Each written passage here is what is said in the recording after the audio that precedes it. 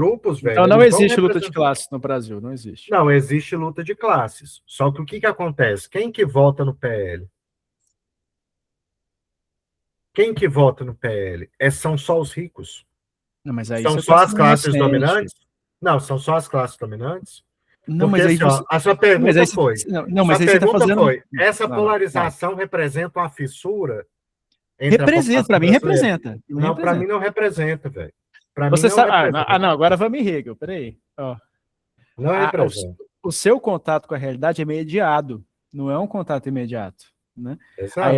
Aí vamos ver, vamos pegar todas as coisas clássicas de filosofia e ciência política, o conceito de ideologia, de hegemonia no Gramsci, de agências de veiculação de opinião. Não é desconhecido o fenômeno de camadas populares aderirem ao discurso da elite. Exato. Por Mas diversas razões. Mas isso representa uma fissura entre o povo e uma divisão entre dois grupos? Não, para mim isso é uma crise semiótica. Ou seja, uma crise de produção de sentidos. É uma crise de produção de sentidos. Por quê? Porque essa própria população que vai apoiar a direita, ou mesmo que vai apoiar a esquerda, no geral, elas estão querendo as mesmas coisas. Agora, como que elas vão produzir, como é que elas vão chegar nesse lugar? Isso mas tem uma parte da população que não quer as mesmas coisas. Por exemplo, tem uma massa de gente... Cara, tem uma... Calma. Tem uma massa de gente querendo pagar o combustível a um preço razoável. E tem uma meia dúzia de empresário interessado em que a Petrobras vá para leilão e quer comprar. E lucrar em cima do sangue do resto, dessa massa de gente. Entendeu? Ok. Então existe um pequeno grupo que tem um interesse diferente da massa do resto das pessoas. Mas só que esse pequeno... outra coisa.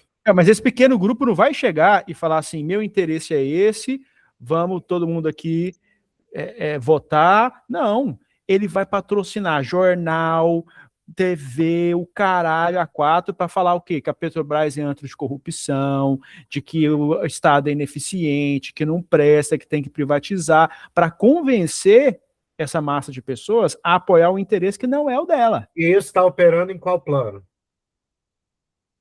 Você está falando um plano...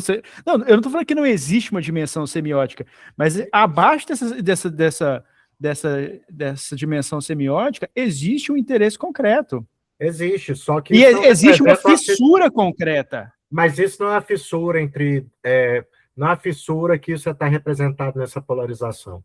Porque essas pessoas, velho, o que elas estão querendo, e é isso que a gente precisa ter clareza, igual você falou, eu quero combustível mais claro, mais barato, eu quero ter acesso a boa educação, eu quero ter acesso à saúde, eu quero comer bem, eu quero ter acesso a bens de consumo.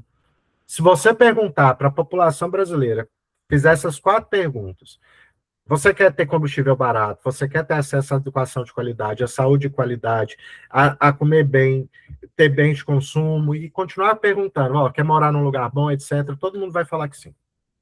Você vai achar um ou outro maluco que vai falar que não, porque ele quer ter o corpo martirizado. Qual que é a divergência? Qual que é a divergência? Como nós vamos chegar lá? Eu não acho que seja assim, mas... Essa é a divergência, cara. Todo mundo quer ter os mesmos bens. Só que tem uma parte da população que foi convencida que eles vão ter isso sendo expoliados dos seus próprios direitos.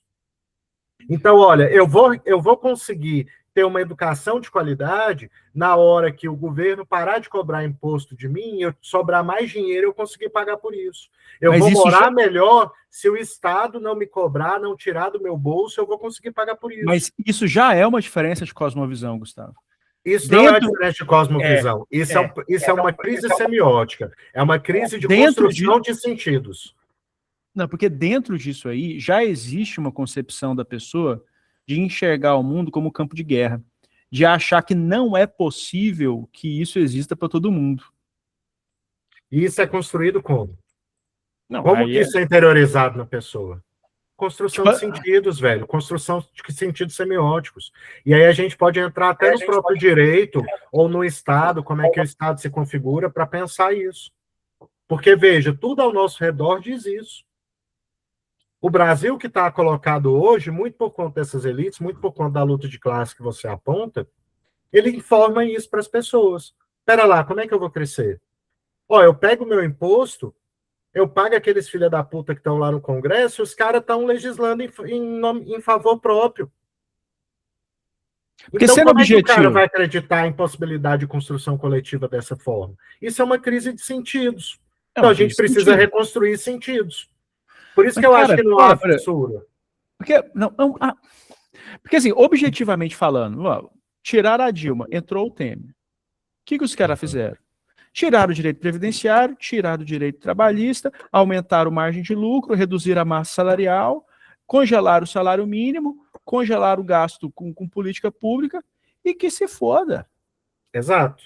E aí, qual que é o efeito então assim, o que eles fizeram, atenderam o interesse de um grupo muito específico. E qual que é o efeito que isso tem no trabalhador? O trabalhador olha para isso e fala assim, não tem ninguém aqui por mim, então, meu amigo, é cada um por si, cada cachorro que lamba sua caceta. Tira tudo, então eu vou trabalhar por minha conta e vou crescer sozinho. Não, exatamente, é esse Exato, velho. Só que o discurso, contrário, o discurso contrário que fala, não, é possível sim, não, esses caras estão errados, não, esses caras são golpistas, não, esses caras estão fazendo isso com vocês. Esse discurso parece que, quando chega no ouvido, acontece aquilo que acontece na Rádio Sucesso. É discurso esquerdista. Então, o único discurso que pode conscientizar, o cara caga em cima. A gente não conscientiza com discurso. A gente conscientiza com efeito prático. Por que é importante aí voltar? Cara, mas para agir, você precisa você só consegue efeito prático se você tem adesão.